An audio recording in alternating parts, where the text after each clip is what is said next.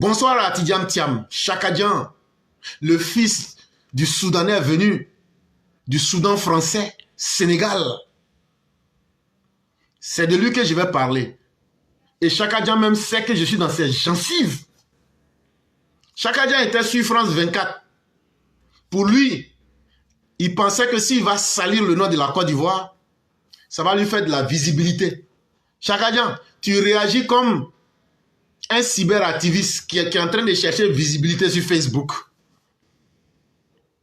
Quand tu sais que tu vaux quelque chose là, un homme qui vaut quelque chose là, les problèmes qui sont dans la cour de son papa là, il ne sort pas pour aller faire publicité avec ça dehors. Un enfant qui sait qu'il peut aider sa famille là, lui dit, voilà ce que je peux faire dans ma famille pour aider ma famille. Mais un enfant qui invente du mensonge sur sa famille et puis il s'en va donner ça dehors là, ça là, comment on va appeler cet enfant là? Pour moi, hein, c'est un enfant maudit. Ça veut dire, problème que tu n'as pas chez toi à la maison là. Toi, tu sors pour aller inventer ça au bord de la route, sur France 24, pour que les gens n'ont qu'à t'écouter, pour que toi, tu n'as qu'à avoir visibilité. Toi là, c'est toi, on appelle même la modèle propre d'enfant maudit. Chakadian, ce comportement d'enfant maudit, tu allais faire sur France 24. Et moi, là, je vais prendre ça un à un pour montrer. Et après ça, là, si ce que j'ai dit, là, si c'est vrai qu'il n'est pas maudit, là, vous allez me dire ça ici. Chakadian, c'est de lui que je parle, Tidiam Thiam. Le fils du Sénégalais qui a quitté Dagana. On lui a demandé, oh, tu es financier, on dit, tu es économiste? Il répond en même temps, non, non, non, non, non, je suis financier. Financier, ça veut dire quoi? On ne comprend pas français. Oh.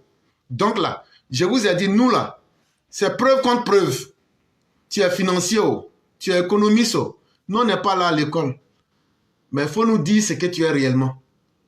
Et pour que Chakadian nous dise ce qu'il est réellement, nous avons trouvé ici une vidéo qui pourra nous faire comprendre ce que Chakadian est véritablement. Et donc, on écoute ça ici ensemble. Cette semaine, le premier anniversaire de la banque frauduleuse du Crédit Suisse. Je dis banque frauduleuse, hein, bien sûr qu'ils ont fait exprès de couler la banque. Hein. Bien sûr que si, c'est des top managers, vous croyez qu'ils savaient pas ce qu'ils faisaient. Oh zut, on a misé des milliards dans un projet de pisciculture au Mozambique, l'argent est perdu, oh mince. Oh zut, on a tout misé sur la Silicon Bank fondée par un joueur de poker, ça avait l'air d'une bonne idée. Bien sûr qu'ils ont fait exprès. Hein. Pour dire, sur la page Wikipédia de Crédit Suisse, la rubrique la plus longue, c'est scandale et controverse. Tu vois, vous me direz que j'y connais rien aux affaires, c'est pas faux, mais je vous rappelle que juste avant la débâcle, la Banque nationale ainsi que l'autorité de surveillance assuraient que le Crédit Suisse était stable. Donc, eux non plus n'y connaissent rien Camembert. Faudrait prévoir une autorité qui surveille l'autorité de surveillance, c'est bien. Puis à la fin, comme c'est comme en 2008, la banque dit « Aidez-nous, sinon tout le pays va sombrer avec nous, ceci est une prise d'otage, je répète, ceci est une prise d'otage. » Mais quelle banque de trous du cul, ces banquiers. En fait, ces banquiers, on dirait un peu des adolescents qui veulent pas écouter ce que disent les parents, ils ont pas besoin des vieux, mais à la fin, il faut quand même aller les chercher en bagnole, quoi. De toute manière, les banquiers, quand ça tourne mal, ils disent tous « J'étais juste simple employé au guichet ». Pourtant, quand j'y vais, moi, à la banque, je dois toujours poireauter parce qu'il y a genre un seul employé au guichet. Mais moi, j'ai toujours adoré les banquiers, ils se la racontent. Le gars, il bosse à la succursale de Payerne, puis il a une carte de visite en anglais, tu vois, il est Junior Risk Office Desk Photocopy, ou je sais pas quoi, mais tu leur confies 100 balles, puis ils te disent, vous inquiétez pas, chez nous, vos 20 francs sont en sécurité. Mon banquier préféré, Thiam, lui, il espionne les employés. Il y a peut-être un juste milieu. Puis, je veux dire, moi, j'ai rien contre les étrangers, mais on n'a pas des banquiers en Suisse. Ça me dérange pas qu'on aille recruter à l'étranger. Mais si c'est pour couler la banque, pas besoin d'aller si loin, demandez-moi, je vous coule un business pour moins cher, moi, je veux dire. Puis les gars, pendant 15 ans que la banque est en chute libre, ils se goinfrent des millions de bonus parmi. Ça devait être bizarre, les séances de l'état-major. On est dans le rouge de 2 milliards. Non, de 2 milliards et demi, n'oubliez pas nos bonus. Mais versez-vous des merdus, tas de cons, là. Il y a quoi qu'ils ont pas compris. Même un écolier de 6 ans, il a intégré que la gommette, il peut pas l'avoir s'il a fait de la merde. Puis non contents de couler l'établissement, ils ont encore des parachutes dorés. Brady, il faut que tu partes. Les marchés n'ont plus confiance. Tu es en train de couler la banque. D'accord, filez-moi 30 millions, sinon je reste. Ils n'ont pas retenu la leçon. Sans blague. Moi, je crois que si, ils ont bien retenu la leçon. Et ce qui me fascine, c'est que ces top managers, ils retrouvent du boulot après. Ils peuvent aller faire couler une autre boîte. Il y a un trou sur votre CV, monsieur. Vous avez fait quoi entre 2010 et 2013? Je comprends de couler le Crédit Suisse, quoi. Mais... les gars, ils se démontent pas. Tidjat Thiam, il est candidat. Tidjat Thiam, il est candidat. Tidjat Thiam, il est candidat à la présidentielle de Côte d'Ivoire. Je pense qu'il a eu l'idée quand il était au Crédit Suisse. Il a vu les montants que les présidents africains d'être chez nous. Il s'est dit que c'était encore mieux comme job, quoi. Trop du cul, ces banquiers. En fait, ces banquiers, on dirait un peu des adolescents qui veulent pas écouter ce que disent les parents. Ils ont pas besoin des vieux, mais à la fin, il faut quand même aller les chercher en bagnole, quoi. Ce que le blanc est en train de dire là, c'est ce que j'ai toujours dit ici. Mais comme ça vient d'éclaireur pro-vérité qui est le fils d'une indigène et d'un indigène africain, ça ne vous intéresse pas. Ce que le blanc a dit là, est-ce que moi je peux aller blaguer le blanc là? Je ne le connais pas. Mais c'est pas ce que je vous ai dit depuis 2 ans. Que Chaka Dian là, sa spécialité c'est faire couler les banques. Sa spécialité, Tidjam Thiam là, c'est où c'est bien fait là, où c'est tôt monant là, lui il vient pour gâter le coin. C'est ça le monsieur là en train de dire. Le monsieur l'a dit que c'est leur spécialité, lui son ami Brady Dugan, que c'est leur spécialité. Comment couler les banques, comment créer la merde là où il faut. Et quand ils finissent là, sur leur CV là, on leur dit bon, quel est le dernier record que vous avez fait? Eh bien, c'est nous, moi, Chaka Dian, moi, Tidjam Thiam avec Brady Dugan, c'est nous, on a coulé la banque suisse. Et on leur dit, mais comment vous avez quitté la banque suisse? Il dit, mais avant de quitter là, on a ramassé dans toutes les caisses. On a inventé les chiffres, on a donné les faux chiffres, et puis on a ramassé l'argent, et puis on est parti. Mais on est en train de chercher du boulot. Et on dit, mais Thiam, il y a du boulot quelque part quand même, hein, il y a un nouveau mangement qui s'appelle la Côte d'Ivoire. Est-ce que tu peux pas aller là-bas? On va aller remuer ça comme le Crédit Suisse pour mettre ça à plat. C'est ce que le monsieur est en train de vous dire. Donc la nouvelle cible de ces loups, c'est la Côte d'Ivoire qui est devenue leur nouvelle cible. Et comment ils ont fait pour détruire le Crédit Suisse? Et c'est la même stratégie qu'ils vont adopter en Côte d'Ivoire. Il faut écouter comment ils font. Comment expliquer une telle culture de prise de risque chez Crédit Suisse? C'est probablement la question la plus difficile. Si on essaye de comprendre, je pense vraiment que ce genre de choses arrive insidieusement. Et quand ça continue, et que personne ne crie stop, ni à l'intérieur de l'entreprise, ni à l'extérieur, ni dans les médias, ni en politique, ni des surveillants du marché, alors une sorte de pourrissement peut se développer. Tout Crédit Suisse est devenu pourri. Et cela ne peut pas s'expliquer autrement. S'ils sont toujours présents dans tous les scandales, presque tous, les gros, en tant que banque suisse, avec une conception suisse de la qualité, alors vous n'êtes fondamentalement plus correct. Vous n'êtes plus réglo. Et pendant ce temps, c'est la fête aux bonus.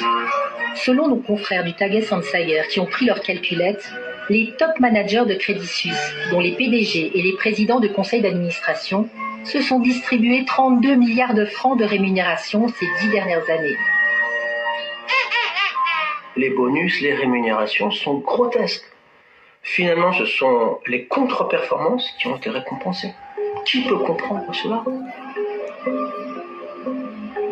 À ce stade, vous vous demandez sûrement pourquoi on ne pose pas cette question à Crédit Suisse. On a bien essayé.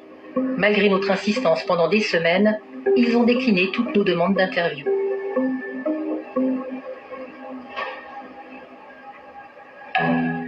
Mais les top managers sont-ils seuls coupables d'avoir coulé le paquebot Crédit Suisse en perdition? Dans le fonctionnement d'une banque comme Crédit Suisse, les actionnaires sont les propriétaires, surtout les plus gros.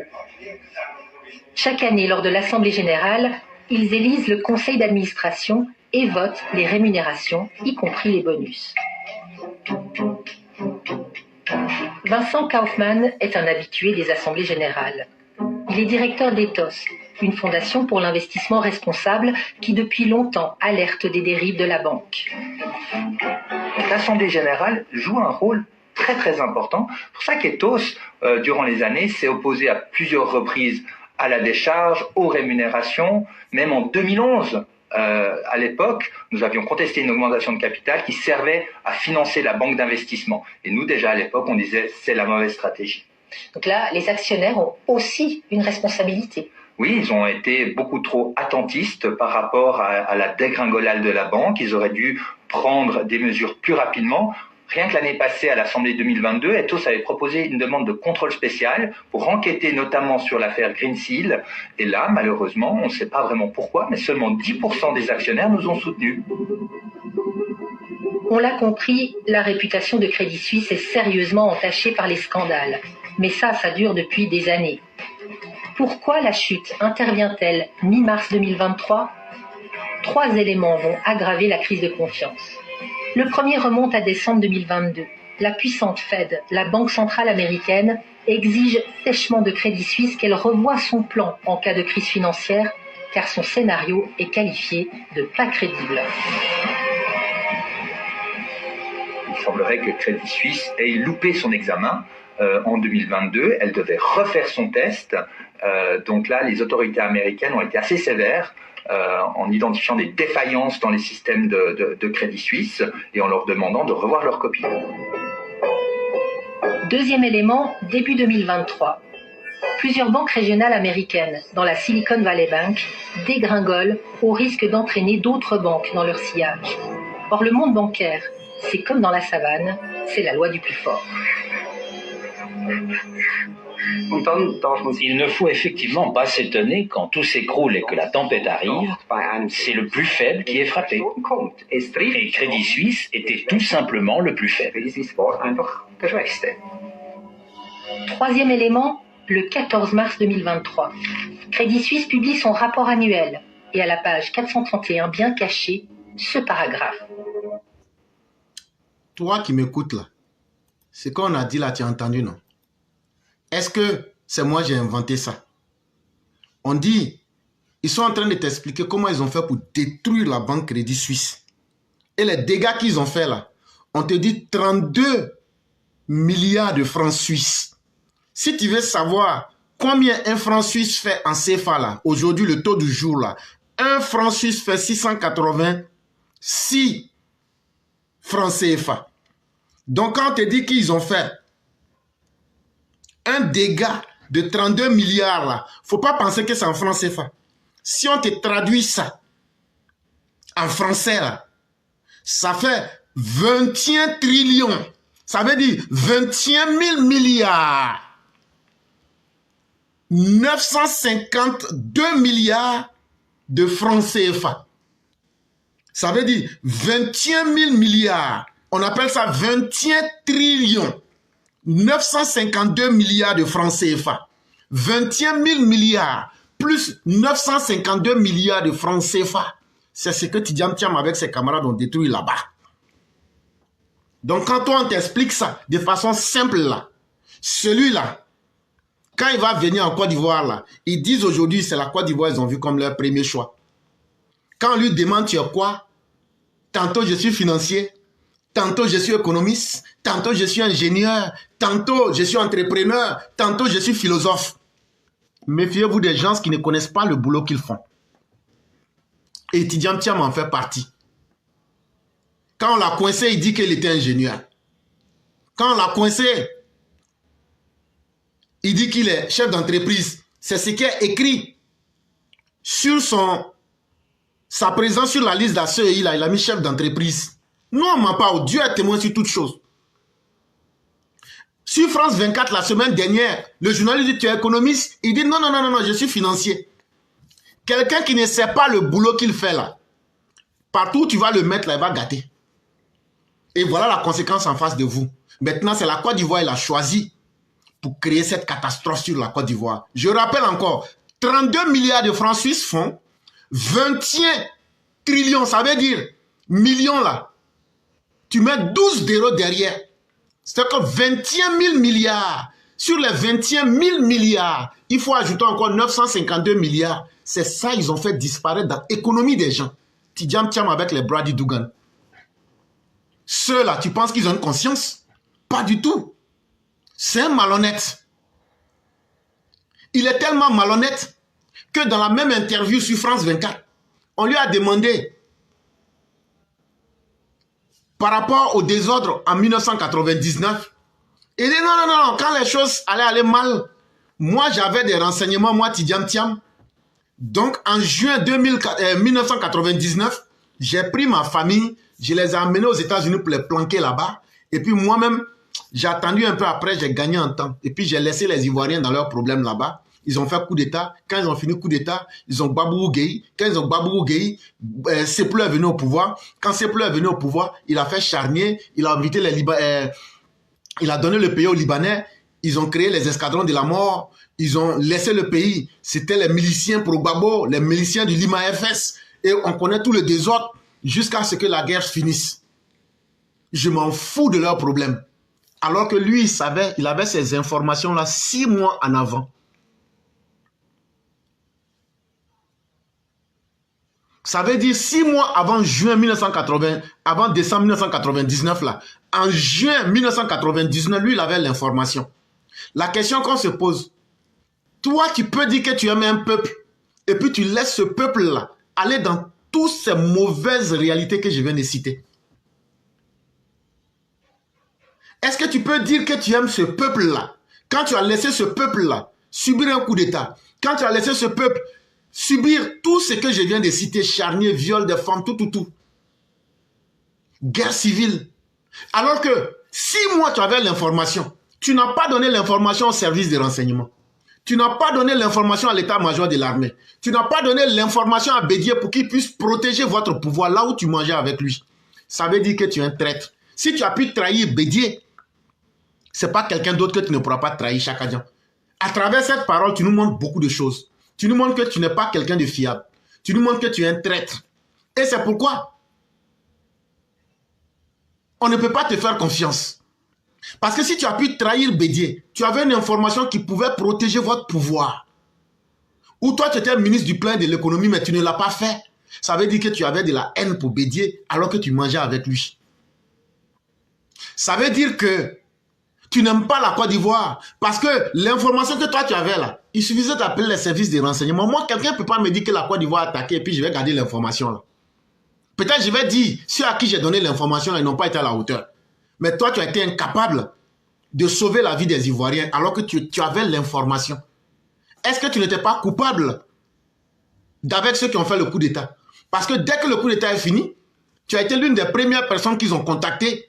Mais vous ne vous êtes pas entendu parce que toi, tu as dit que toi, tu veux qu'on te donne le port d'Abidjan. Là, tu vas bien presser ça. Mais comme ils disent, non, il y a trop de jetons là-bas, on ne va pas te donner là. Tu dis, bon, toi, tu n'es pas dans l'affaire là. Donc là, il faut expliquer bien ce côté-là aussi, on va bien comprendre. Sinon, tu as les informations. La sécurité de l'État en danger. Si tu ne donnes pas les informations, on appelle ça trahison de l'État. Haute trahison. Surtout que tu étais un fonctionnaire de l'État, on appelle ça de la haute trahison. Donc tu viens de nous dire que tu as été complice de haute trahison contre les Ivoiriens, contre l'État de Côte d'Ivoire. Et c'est pourquoi on comprend bien pourquoi Bédié te détestait comme caca fermenté de 7 jours. Tu n'es pas honnête, tu n'es pas sérieux et tu es un individu qui est toujours dans les mauvais coups. Et qu'est-ce qui prouve que tu ne pourras pas refaire la même chose à la Côte d'Ivoire? Et même inviter des gens à attaquer la Côte d'Ivoire quand tu vas vider toutes nos caisses là, comme de la monnaie tu as vidé le Crédit Suisse. Ça aussi, c'est une question qu'on te pose. C'est ce que tu as dit dans ton interview là, c'est ce que je prends. J'avais promis que j'allais parler de ça. C'est ce que je suis en train de faire. Chakadian, tu nous as demandé, quand on n'a qu'à faire notre bilan, il n'y a pas de problème. Tu as dit on n'a qu'à faire notre bilan, non? On va faire notre bilan. Mais, avant de faire notre bilan là, c'est que tu demandes aux autres, les autres aussi sont capables, avant de faire notre bilan là, on va te montrer comment l'économie était gérée en Côte d'Ivoire. Là, après, maintenant, là, on va t'aligner notre bilan après. Donc, on écoute comment le PDCI de ton grand-père et de toi-même, ton régime, avec Henri Konan Bédié, là, voilà comment le pays était géré. Nous sommes le 27 juillet 1977 en Côte d'Ivoire et il y a un remaniement ministériel qui va faire beaucoup parler. Suite à ce remaniement ministériel, des ministres clés très importants, célébrissimes, vont être démis de leur fonction, vont quitter le gouvernement ivoirien. C'est la mise en place du gouvernement 10, Houphouët-Boigny, et désormais, la Côte d'Ivoire sera confrontée à une grosse rumeur qui dira que ces ministres qui ont quitté le gouvernement ont été à la base d'un gros détournement de fonds. Bref, on en parle maintenant. Ce remaniement ministériel qui a eu lieu le 27 juillet 1977 est le résultat d'une longue série de questionnements, d'une longue série de réflexions. Et cela survient suite à un détournement de fonds dédié, consacré à la mise en place de la réalisation du projet sucrier de Côte d'Ivoire qui a été lancé par le président de la République de Côte d'Ivoire d'antan, M. Félix Houphouët-Boigny. En fait, tout commence en 1974. En 1974, le président Félix Houphouët-Boigny effectue pour la première fois depuis 1969 une grande tournée dans les régions du nord et de l'ouest de la Côte d'Ivoire. Régions défavorisées en comparaison au développement que connaît le reste du pays, surtout le sud de la Côte d'Ivoire. Les inégalités entre le nord et le sud deviennent évidentes. Et pour combler ces inégalités, le président va chercher, en dehors de l'économie de plantation qui fleurit dans le sud du pays, qui seront consacrées au reste du pays. C'est ainsi qu'un programme d'urgence de 21 milliards de francs CFA est décrété par le président de la République. De nombreux villages vont également être promus au rang de sous-préfecture. Tout ça pour répondre à ce problème. Mais ce qui va changer la donne, c'est ce qui va se passer à l'international. Sur le marché mondial, il y a l'affolement et la spéculation sur le coût du sucre. Le sucre qui était à 50 francs CFA le kilo va passer à 300 francs CFA le kilo. Fin 1974. Donc le prix augmente. C'est dans ce contexte politique et économique qu'en décembre 1974, Asséguéla, le chef de l'État de Côte d'Ivoire, va annoncer la réalisation immédiate d'un gigantesque programme sucrier pour la Côte d'Ivoire. Il s'agit en réalité de plus de 10 complexes agro-industriels situés dans les régions ouest, nord et centre de la Côte d'Ivoire, de la production en régime de croisière de 550 000 tonnes de sucre, ce qui va déboucher finalement sur la création de plus de 30 000 emplois. Et ce projet sera réalisé par le président de la République d'antan, ce qui va déboucher le 2 mai 1975 sur son discours qu'il tiendra à Fès-Késédougou lors de l'inauguration du tout premier complexe sucrier construit et installé en Côte d'Ivoire. Après ce discours, beaucoup vont se tourner vers les prochains sites vers lesquels seront déployés le reste du programme. On parle de plusieurs sites, dont Fès-Késédougou 2, qui doit être réalisé en 1878 et 1979, Borotouporo entre 1878 et 1979, Sérebou entre 1978 et 1979, Takiola entre 1979 et 1980 et Zenoula entre 1979 et 1980. Voici donc le projet qui est mis en place par le président de la République pour répondre aux problèmes face auxquels la Côte d'Ivoire se trouve et apporter encore des usines qui vont conduire la Côte d'Ivoire vers son développement tant souhaité et qui a été impulsé depuis des lustres. Mais pendant la réalisation de ce projet, un problème surviendra. Il sera connu de tous. Suite au remaniement ministériel qui aura lieu le 27 juillet 1977. En fait, le président de la République va soupçonner certains de ses ministres. Le ministre Henri Konan Bédié, ministre de l'économie et des finances, le ministre Mohamed Diawara, ministre du plan, le ministre Abdoulaye Sawadogo, ministre de l'agriculture, et le ministre Arsène Asher Assouan, ministre des Affaires étrangères. Ces ministres sont soupçonnés d'avoir surfacturé en réalité le coût de la réalisation de ces projets. Ils ont donc augmenté les dépenses qu'il fallait pour la réalisation de ces projets dans certains endroits. Et le président de la République, l'ayant appris, va être à la base de leur démission. J'ai promis dans notre lutte contre la disparité régionale d'installer des complexes sucriers dans le nord. Les projets ont été mal étudiés. On a surfacturé. C'est ce qui sera connu de tous quelques jours après le remaniement ministériel. La rumeur va donc enfler en Côte d'Ivoire en 1977. C'était une information qui était connue de tous. Le remaniement ministériel a eu lieu parce que certains ministres ont détourné les fonds publics. Ils ont volé l'argent de l'État. Mais quelques années plus tard, on aura une toute autre version relativement à ces faits. En fait, il faut savoir que dans les années 70, le président Félix Houphouët-Boigny avait lancé un projet, Côte d'Ivoire 2000. Ce projet qu'il lançait était dédié à un développement profond et concret qu'il comptait apporter à la Côte d'Ivoire. Il était confié à ces 4 ministres-là, ministre du plan, de l'économie, de l'agriculture et des affaires étrangères. Il faut savoir que ce projet confié à ces ministres, ceux-ci vont l'analyser. Et dans la brochure que le ministre Mohamed Diawara, ministre du plan, va produire, les ministres avaient proposé sur le plan de l'immigration, par exemple, de réduire le recours à la main-d'œuvre immigrée. Ils avaient aussi proposé comme stratégie l'ivoirisation de la vie politique, économique, sociale et culturelle de Côte d'Ivoire. Cette vision était catégoriquement différente de celle que le président de la République portait à cette époque. Parce que le président Félix Houphouët-Boigny avait initié pendant cette période l'installation de la double nationalité. L'objectif était de permettre aux Ivoiriens et aux Burkinabés de posséder les deux nationalités. Donc, si je vis au Burkina et que je suis burkinabé, je peux être également ivoirien. De même pour celui qui vit en Côte d'Ivoire. C'était un projet qu'il avait initié, mais les Ivoiriens, de façon majoritaire, ce qu'on pourrait appeler aujourd'hui un référendum, ont refusé ce projet-là. Donc, la vision qui était proposée par les ministres était en contradiction avec ce qui avait déjà été proposé par le président de la République. C'est donc la contradiction qu'il y avait entre ces ministres et le président de la République qui vont conduire à leur éviction du gouvernement. Et comme à l'époque, il y avait déjà une rumeur qui tendait à signifier que le ministre de l'économie et ses collègues ont participé à une détournement de fonds, cela a été soufflé, gonflé et a participé à la couverture des dessous de leur limogeage. Et l'une des preuves qu'il n'y avait pas séparation entre le président de la République et ses ministres s'est matérialisée par la suite, donc après qu'ils aient quitté le gouvernement. Et l'un des exemples les plus pertinents est le cas du ministre Henri Konan Bédié. Il faut signifier que pour le président Félix Houphouët-Boigny, M. Bédié était brillant. C'est ainsi que 3 jours après son limogeage, il a dépêché la fille de M. Amadou Mpateba auprès de M. Bédié pour lui dire qu'il était son choix. On ne sait son choix par rapport à quoi, mais il était son choix. C'est ainsi que le président Félix Houphouët-Boigny va envoyer M. Bédié à la SFI, la Société Financière Internationale, une structure de la Banque mondiale, où il va apprendre à travailler pendant une longue période. L'objectif étant de se perfectionner et de revenir au pays. Le président Félix Houphouët-Boigny avait donc choisi M. Henri Konan Bédié dès cette période-là. En ce qui concerne les autres ministres, il faut savoir que M. Assouan Ache également était très proche du président. Il est même devenu maire de Cocody, et lorsqu'on parle de maire à l'époque, c'était pas des élections en tant que telles. C'était une sorte de nomination faite par le président de la République. En ce qui concerne le cas de M. Diawara, il était à la base de nombreuses entreprises économiques qui sont nées en Côte d'Ivoire. On parle des banques telles que Ecobank et consorts. Tous les ministres étaient vraiment proches du président Félix Houphouët-Boigny jusqu'à son décès. Voici donc en réalité comment les événements du 27 juillet 1977 se sont déroulés et ont fini. Pour en savoir plus sur la Côte d'Ivoire et les événements qui peuvent... Et donc, Chakadjan, tu voulais un bilan.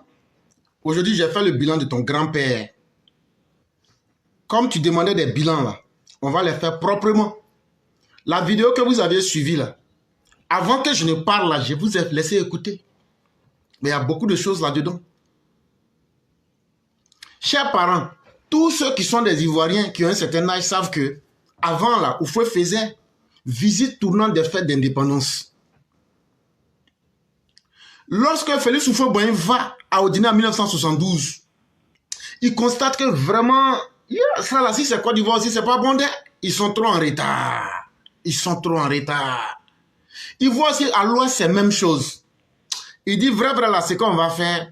Il faut que je réfléchisse. La première chose qu'il va faire là, il va créer des sous-préfectures dans ces zones-là pour qu'au moins on puisse lui envoyer les renseignements à travers les sous-préfets. Mais ce n'est pas suffisant. Si on ne développe pas l'activité économique, ce n'est pas bon. 2 ans après, Houphouët constate que sur le marché international, le kilo de sucre qui coûtait 50 francs là, le kilo de sucre est devenu 300 francs. Ça veut dire que ça s'est multiplié par 3. Houphouët dit quoi? Il dit, mais voilà une bonne occasion. Il faut profiter de ça pour créer l'économie dans les zones nord, ouest et centre. Pour essayer de réduire un peu la différence économique entre les différentes régions de la Côte d'Ivoire. Houphouët convoque les ministres du PDCI, les Bédié, les Acher Ousouan et plein d'autres. Ils font un plan. Quand ils font ce plan-là, on doit créer 6 complexes sucriers. On doit créer 6 usines de sucre. Là, quand c'est comme ça, là, quand on va finir d'utiliser sucre, là, le restant, là, on va vendre et puis on va avoir l'argent. Mais qu'est-ce qu'ils ont fait? L'argent de sucre, là, l'argent des usines, là, ils ont détourné. C'est dans ça, c'est dans l'argent de ça. Le père de Jean-Louis Billon a pu réaliser ses business. Que Jean-Louis Billon est en train de diriger aujourd'hui, puis on dit les businessmen, là. Donc, des gens qui ont vécu du vol de l'argent public, à commencer par Félix Houphouët-Boigny. Nous, on vous a dit, hein, nous, on va dégainer dans tous les sens. Tu peux crier partout. Tu voulais des bilans, non? On va te donner d'abord le bilan de ton grand-père. Et lui-même, on l'a entendu. La vidéo est là, tout le monde peut suivre. J'ai déjà posté avant de parler aussi. Il dit qu'on a détourné. Est-ce qu'on pouvait faire tout ce détournement sans que lui ne soit au courant? C'était lui le chef des voleurs. Houphouët, là, c'était lui le chef des voleurs. Ah oui, on sera à la guerre comme à la guerre. Ça sera sans pitié. On va tirer à balles réelles. C'était lui le chef des voleurs. Après là, il les a récompensés. Après ça, là, il les a récompensés encore. Il a donné de gros postes. Il a nommé Bédi à la SFI pour qu'il aille apprendre comment détourner encore l'argent du pays. Il y a des gens qui l'ont nommé à de hauts postes après ça. C'était ça le régime d'Oufoué.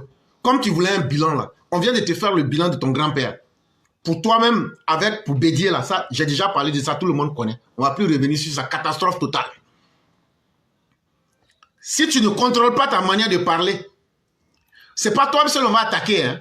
On va attaquer même Oufoué. Jusqu'à là où vous ne vous imaginez pas. Comme toi, tu n'es pas ivoirien, tu ne connais pas comment la Côte d'Ivoire fonctionne, tu te lances dans les débats là. On va te montrer qui tu es. Tu avais demandé un bilan. On vient de t'offrir un bilan. Je crois que ça va te suffire pour aujourd'hui. Tu as dit dans la même interview que ta vie est menacée. Ma vie est menacée. C'est trop facile. Donc la Côte d'Ivoire est devenue un pays où on prend machette pour courir derrière toi. C'est pas toi qui remuais tes fesses pour dire que tu dansais au blazo. C'est pas toi qui allais au dîner. C'est pas toi qui allais à Soubré. Quelqu'un qui sait que sa vie est menacée là. La personne va s'asseoir et puis faire des voyages. Et puis jouer les guerriers. La malhonnêteté ne peut pas avoir un autre nom autre que Tidiane Thiam. Si la malhonnêteté avait un autre nom, on allait dire Cheikh Tidiane Thiam, c'est toi. On peut mentir comme ça, comme un schizophrène qui veut transformer la réalité parce que lui voit les choses différemment dans sa tête. Mais ça ne nous étonne pas. En tout cas, ce que ça veut étonner, c'est ceux qui se laissent étonner. Mais nous, ça ne nous étonne pas. Parce que Tidiane Thiam, tu n'es qu'un Tu n'es qu'un psychopathe. Je le dis bien, tu n'es qu'un psychopathe. Parce que, pour être un sans-cœur, qui peut dire exactement en date du 1er février, il faut être un schizophrène, un psychotique de la pire et de la dernière espèce comme toi, pour dire que ton propre père, Amadou Thiam, le 1er février 2024, ce que je dis là, ce sont des faits qui sont tellement simples et que tout le monde peut vérifier. Le 1er février 2024, toi-même là, si tu n'es pas un psychopathe, comment tu peux dire le 1er février 2024 que Dame Anna Rose est une fille adultérine de feu notre père, le ministre Amadou Thiam, qu'il a eu avec feu Simone Petit et n'a donc aucun lien biologique avec feu le président Félix Houphouët-Boigny, coutumière des actes délictueux dont certains l'ont conduit dans les géoles européennes, notamment à France, à Beaumet, à Fleury-Norgy, et elle s'est signalée récemment en s'adressant à Jeune Afrique qui nous a contactés ce jour par le présent communiqué. Nous, Augustin Thiam, Aziz Thiam, Yamousso Thiam et Tidiane Thiam, tenons à dégager notre responsabilité quant aux actes que Dame Anna Rose a posés ou pourrait poser et quant à leurs conséquences éventuelles. Ça là, si ce que j'ai dit est faux là, va poser plainte contre moi. On a lu ça devant tout le monde ici. C'est ce que vous avez écrit et vous avez signé. Et c'est ça. Vous avez dit que votre papa là, Amadou Thiam là, qu'il a commis l'adultère avec Madame Simone Petit pour accoucher Anna Rose Thiam. Si tu peux mentir sur ton père, ça démontre de la profondeur de ta psychopathie, de ton manque d'empathie et de ta schizophrénie qui t'amène à penser que ce que toi tu as dans ton crâne là, c'est ça qui est la vérité. Mais ce n'est pas tout. Tu es un adepte. Tu as dit que ton père était un adepte certifié de l'adultère. Je viens de lire le document, la date, avec tout ce qui inclut la lettre. Mais tu t'es pas limité à ça. Tu allais plus loin pour dire que Félix Houphouët-Boigny, celui qui vous a accueilli quand vous êtes venu de Dagana, quand ton père est venu de Dagana, là, du Sénégal, là, Soudan français, là, et puis ils vous ont accueilli comme des réfugiés en Côte d'Ivoire, et puis ils vous ont nourri, vous ont donné le logis blanchi, là. Tu as été dit que Félix Houphouët-Boigny était le meilleur client de Bacchus. Bacchus lui-même qui est le dieu du bandit. Tu l'as dit. Les collaborateurs d'Oufo disent qu'on ne l'a jamais vu en train de boire. Mais toi, tu as dit ici que dans chaque village, entre Abidjan et Yamoussoukro, qu'il passait dans tous les villages, un à un pour boire Bandji. Et qu'il était le meilleur client, le client préféré du dieu du Bandji. Ce dieu-là, on l'appelle Bacchus. Tu venais encore de déshonorer Félix Houphouët-Boigny, votre bienfaiteur. Quelqu'un qui n'a pas pu laisser son père. Quelqu'un qui n'a pas loupé son grand-père. Est-ce que c'est un tel psychopathe qui va avoir pitié de son pays d'adoption? Est-ce que c'est un tel psychopathe comme toi, Tidjam Thiam, qui va épargner la Côte d'Ivoire de tes mensonges et de tes élucubrations? Donc c'est totalement normal que tu puisses aller dire que ta vie est menacée. De la même manière que ta vie est menacée là, c'est comme ça que ton papa commettait l'adultère, c'est comme ça que Félix Houphouët-Boigny buvait Bandji dans chaque village. Et c'est simplement honteux. Ça veut dire, tellement tu veux toi-même te donner la visibilité comme un cyberactiviste qui n'a pas 1000 vues sur sa page. Tu veux tellement que les gens te voient que pour finir là, tu dis le nom de tout ce qu'il ne faut pas dire sur toi-même. Mais c'est pas nous, on va avoir pitié de toi. Nous, on va prendre ces putes de biama en grand caractère pour te montrer. Tu as aussi dit qu'il y a une loi sombre en Côte d'Ivoire. Et cette loi sombre-là, tu parles de l'article 48. On va faire vite. Comme la loi là est sombre, ce sont les hommes sombres qui écrivent des lois sombres. Ce sont les hommes ténébreux, caverneux, gluants, vaseux qui peuvent écrire des lois sombres. On est d'accord sur ton principe. On évolue avec ton schéma mental de schizophrène, de psychopathe, d'individu psychotique que tu es. Et ce que je dis, ce ne sont pas des injures, hein. C'est ta personnalité que je suis en train de décrire. Tu écoutes nos vidéos, ça te fait mal, mais tu sais que c'est la vérité, ça te brûle. Ça te brûle dans ton cœur, mais tu ne peux rien faire. Ça renverse tes boyaux, mais tu ne peux rien faire. Parce que tu sais que c'est la vérité. Parce que tu sais que je suis en train de décrire ce que tu veux cacher aux gens. Mais non, ils ont payé des gens. Moi, là, je n'ai reçu rien de quelqu'un. Et je m'en fous de ce que les gens vont donner. Je suis en train de dire ma vérité. Si vous n'êtes pas content, là, ouvrez aussi vos caméras, vous vous asseyez là pour démonter ce que j'ai dit. Vous ne pouvez pas. Vous ne pouvez pas. La loi sombre dont tu as parlé, là, c'est l'article 48, non? Bon, ceux qui ont appliqué la loi, quand la loi a été adoptée là, et puis il faut assigner là, ceux qui ont appliqué là, leurs enfants vivent encore en Côte d'Ivoire. Quand la loi a été votée pour il faut assigner là, ça veut dire qu'il faut même être le chef des hommes ténébreux, des hommes sombres là. Quand ils ont fait ça là, la première circulaire a circulé le 25 avril 1962 pour appliquer la loi qui a été votée là. Comment appliquer là? Papier qu'ils ont tiré pour appliquer, là, on appelle ça circulaire. Ils ont fait ça le 25 avril 1962. Quand circulaire est sorti là, dans circulaire on dit, voilà comment on va appliquer l'article 48 là.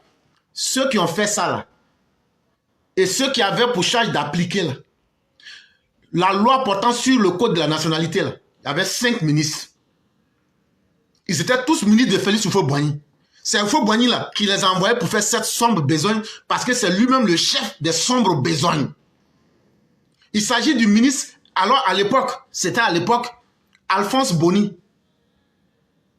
Alphonse Boni, il était ministre de la Justice. Le papa de Daniel Boni-Claverie. Après, il y avait un autre, Jean Kona Bani, lui il était ministre de la Défense. Kofi Gado, lui il était ministre de l'Intérieur. Raphaël Salaire, lui il était ministre des Finances, des Affaires économiques et du Plan. Et puis il y avait un ministre de la Santé publique et de la Population, lui s'appelait Amadou Koné. Voilà les 5 hommes sombres qui se sont ajoutés à ton grand-père, le sombre Félix Houphouët-Boigny, pour apporter cette sombre loi qui te frappe en plein visage aujourd'hui. Tu n'as pas entendu le nom d'Alassane Ouattara? Donc là, comme tu veux t'attaquer aux gens que tu ne connais pas, on va te dire les vrais noms de la Côte d'Ivoire. Et on va te dire comment la Côte d'Ivoire fonctionne. Et on vous attend, si vous êtes des garçons, pour venir dire que ces personnes que je viens de citer là, que je me suis trompé. Ou bien que j'ai fait une erreur. Et donc, Oufo ne peut pas être un individu aussi ténébreux, aussi sombre, prendre des lois sombres. Donc, si tu dois t'en prendre à quelqu'un là, ce n'est pas à celui qui applique ce que ton grand-père et les individus sombres ont mis en place, mais c'est à ton grand-père que tu dois aller t'en prendre. Ce n'est pas à Alassane Ouattara, ni à ceux qui sont là aujourd'hui en 2025. faut aller, comme tu es le petit-fils du fouet là, faut aller lui dire pourquoi tu as fait une loi aussi sombre que celle-ci. La réponse qu'il va te donner là, il faut venir, tu vas nous dire. Quand tu as bien compris ça, on va progresser. Tu as aussi dit, lorsque la liste est sortie le 17 là, la liste des gens qui étaient sur la liste électorale, tu as été tellement malhonnête dans l'interview. Tu dis que toi, tu n'aimes pas que les opposants là, les autres ont été rejetés. Mais tu n'es pas intelligent, toi. Ton cerveau là, tu l'as mis en vacances avant d'aller faire ton val-val ou bien. Tu penses que nous sommes dans une république bananière et que parce que toi, tu n'es pas content, on doit mettre les gens qui sont là par pure hypocrisie. En France, là, pourquoi tu n'as pas pu être ministre là-bas? Il faut expliquer ça au grand jour parce que tu ne payais pas les impôts. Et donc, là, de la même manière que la France est un pays qui fonctionne sur des lois, là, c'est comme ça aussi que la Côte d'Ivoire fonctionne sur des lois. Laurent Gbagbo, là, le code pénal, pardon, le code civil, là, quand tu voles, là, faut aller, tu prends le code civil ivoirien. Quand quelqu'un vole, là, la sentence, là, c'est ça qui s'applique sur lui. Laurent Gbagbo, lui-même, il a reconnu que c'est lui qui est l'initiateur du vol. La vidéo, là, on l'a mis plusieurs fois. Donc, il faut arrêter de faire dans l'hypocrisie. Tu es content. Et tu vas prendre ça comme une monnaie d'échange pour dire, comme c'est toi qui as été retenu pour l'instant, donc c'est sur toi qu'ils doivent maintenant transférer leur sympathie. Mais c'est un rôle qui est très mal joué et qui montre toute ta malhonnêteté au grand jour. Mais ce qu'il faut qu'on te dise là, quand j'ai pris le code pénal, voilà, le père me corrige, le code pénal, voilà. Quand j'ai pris les documents de la CEI et que j'ai vu ton nom qui a été posté par tes militants, je me suis dit, mais là, il se présente comme homme d'affaires. Mais pourtant, quand on l'avait chauffé, quand il disait que lui, il était comme Alassane Ouattara, finalement, il est revenu à dire que lui, il était ingénieur. Avant cela, il se présentait comme un individu supra-exceptionnel. Je ne dis pas super exceptionnel, je dis supra-exceptionnel. Ça veut dire que tu sors même de l'entendement ordinaire.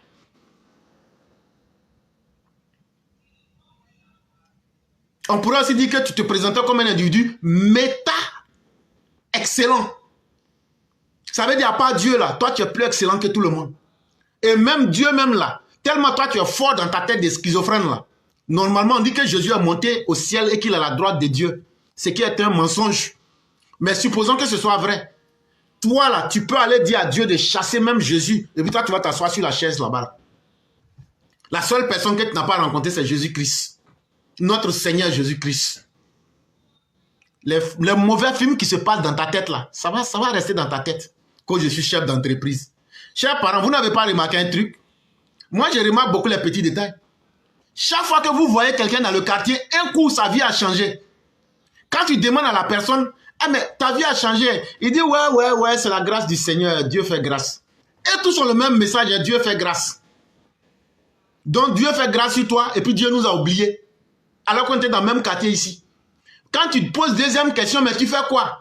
Eh ben, tu sais, je suis dans les affaires, ou mais je suis homme d'affaires. Quand tu... Ah non, je suis chef d'entreprise. Tous les malhonnêtes là, tous les malots là, c'est ça. Je suis chef d'entreprise, ou mais je suis homme d'affaires. Quand tu vois quelqu'un qui était dans le quartier, et puis quand tu lui poses la question, toi tu fais quoi? Et puis tu es en voiture, ta vie a changé, un coup comme ça là. S'il ne te dit pas qu'il est chef d'entreprise, c'est homme d'affaires. Mais en réalité, c'est pour cacher les activités malhonnêtes dans lesquelles il est plongé. Sinon, moi-même qui vous parle là, moi-même là, je suis le PDG de ma propre vie. Tout le monde peut être chef d'entreprise. Moi, ma vie même là, c'est une entreprise pour moi. Moi, je suis le PDG de ma propre vie. Est-ce que vous saviez ça? Moi, je suis le PDG de ma propre vie. Kone Sali est propriétaire de sa propre vie. Chic B est PDG de sa vie. Donc de quoi est-ce qu'on veut nous parler? On masque des activités illicites malhonnêtes. Ah, aujourd'hui, je suis chef d'entreprise. Demain, ne soyez pas surpris qu'il dise qu'il est philosophe. Demain, il sera menuisier comme Jésus. Parce que comme on dit que Jésus était charpentier, il va devenir menuisier. C'est un schizophrène. Ceux qui ne savent pas, la schizophrénie, c'est une maladie mentale où l'individu a une mauvaise perception de la réalité. Ça veut dire c'est que la réalité là, lui voit ça différemment.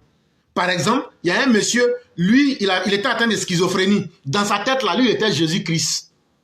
Quand on devait le soigner, là, on l'a pris, on dit bon, quel est le métier que tu aimes? On a mis une liste de métiers et on a mis menuisier en grand. Il a choisi menuisier. On dit mais Jésus aussi était menuisier. Il dit ouais. On dit bon, il faut faire la menuiserie maintenant. Quand il a commencé à faire la menuiserie, là, il a oublié qu'il était Jésus. C'est ça qu'on appelle la schizophrénie. Ça veut dire des gens qui ont une perception erronée de la réalité. Mais ils pensent que cette fausse perception, c'est ça qui est la réalité. Quand on l'a mis au travail, là, pour scier les bois, là, il a oublié qu'il était Jésus. C'est cette maladie-là que chaque agent souffre. C'est lui seul qui est le plus grand du monde. C'est lui seul qui est le plus intelligent du monde. C'est lui seul qui a tout fait. C'est lui seul qui a fait des choses imaginaires. C'est que je vous dis, je ne m'amuse pas. Hein? C'est lui qui a construit la mosquée. C'est lui qui a fait ceci. Alors que tout c'est faux, mais ça se passe dans sa tête. C'est ça la schizophrénie. Mais pour chaque agent là, au-delà de la schizophrénie, c'est un individu psychotique pour ajouter dessus encore. Il n'est que dans le mensonge qu'il a fabriqué dans sa tête, où lui, il a la droite du Seigneur. Et puis maintenant, c'est lui qui a la clé du paradis. Et puis, c'est lui qui doit donner les ordres aux autres. Mes frères, à un moment là, il faut te respecter un peu. C'est comme ça que tu as menti aux Chinois dans l'affaire SPACS. S-P-A-C-S. Tu es allé voir des gens, vous avez créé des fausses entreprises à New York ici, à la bourse, vous avez mis des numéros. Vous avez menti aux gens. Les gens sont venus, ils ont mis leur argent dedans, ils t'ont fait confiance. Après, tu as fait disparaître leur argent. Actuellement, il y a un crédit de 6 millions de dollars sur toi. Les Chinois t'ont poursuivi. Même lettre que tu as écrite là, tu dis que tu ne reconnais pas ton écriture. La lettre que tu as écrite pour dire je reconnais la dette là, tu as sorti encore pour dire que tu ne reconnais pas. On peut être aussi schizophrène jusqu'à ce point. Bon, on laisse tout ça. On prend ce que tu as mis sur la liste de la CE, tu dis que tu es chef d'entreprise. C'est quelle entreprise tu as créée? Les entreprises là sont en Côte d'Ivoire, ou même ça au Sénégal, ou même en France. Ou même ce sont des entreprises imaginaires.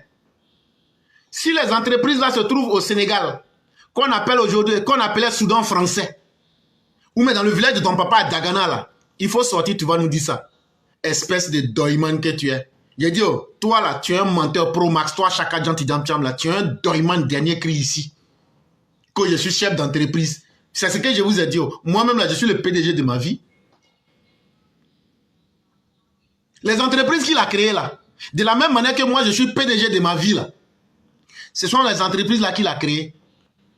Est-ce qu'il y a une seule qui existe en Côte d'Ivoire? Toi, jeune Ivoirien fanfaron, maudit, qui suit Tidiane Thiam là. Est-ce que Tidiane Thiam là, quand vous avez pris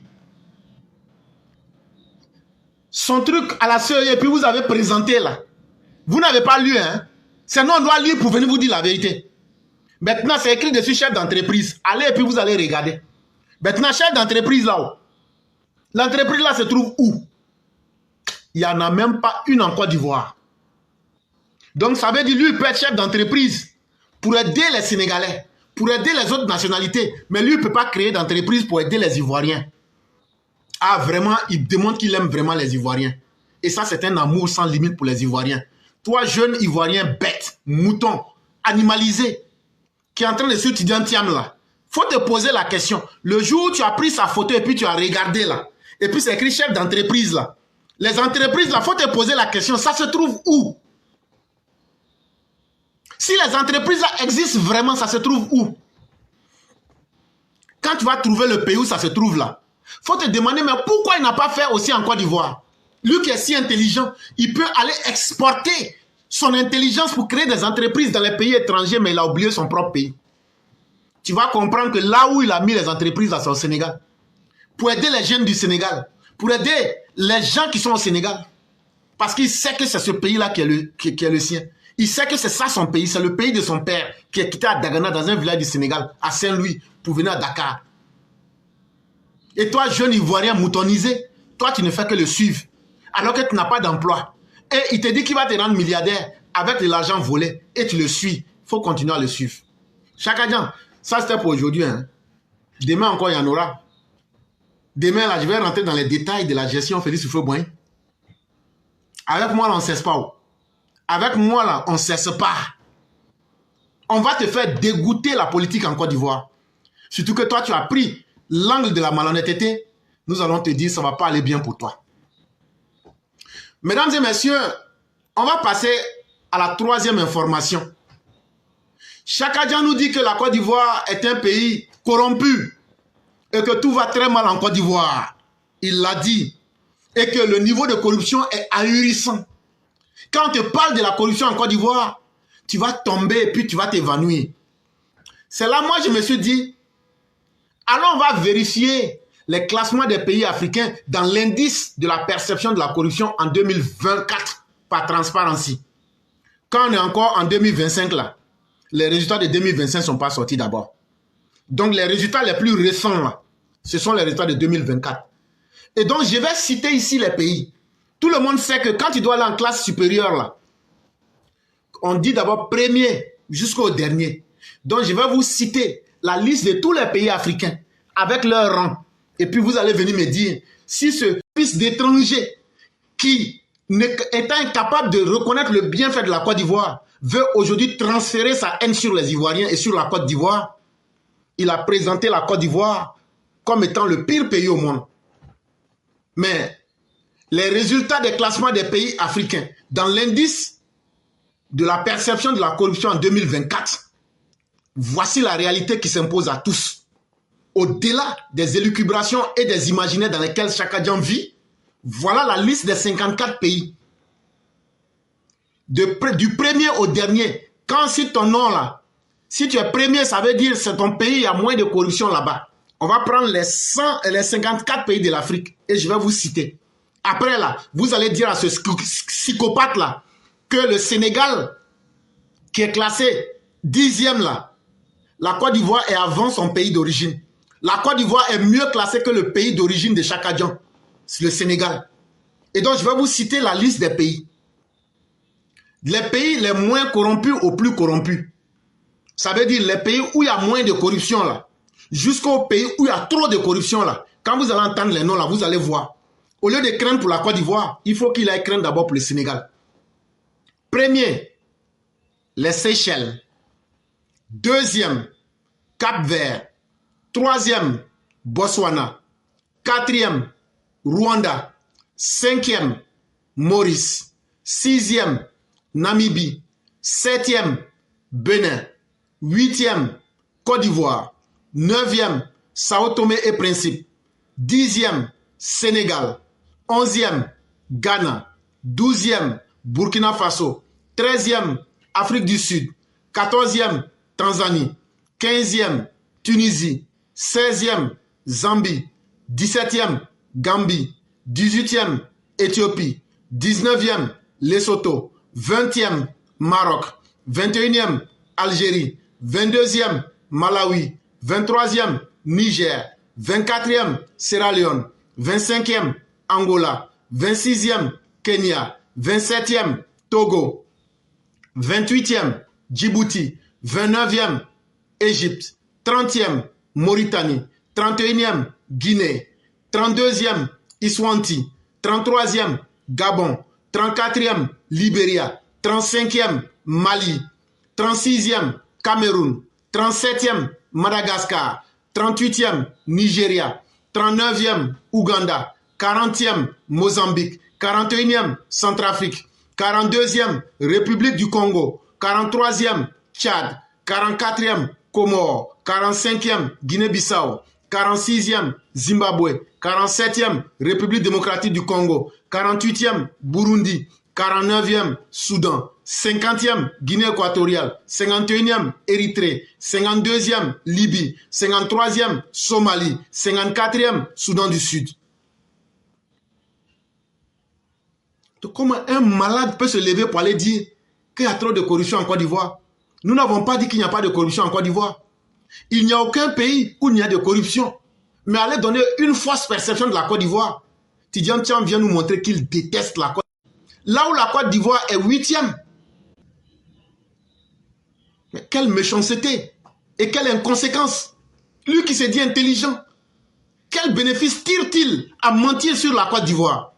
Si ce n'est que pour démontrer qu'il veut déshumaniser la Côte d'Ivoire, humilier la Côte d'Ivoire, et en même temps il protège son pays qui est le Sénégal. Et c'est celui-là qui veut être porteur de la destinée des Ivoiriens. Ce que j'ai dit, ce ne sont pas des choses que j'ai inventées. Vous tapez Transparency International, les pays africains, et vous allez voir ce que je viens de dire. Et c'est de cela qu'il est question. Un homme, quand tu as de la dignité, quand tu n'es pas un schizophrène, un psychopathe, tu dis ce qui est vrai pour que les gens puissent le constater.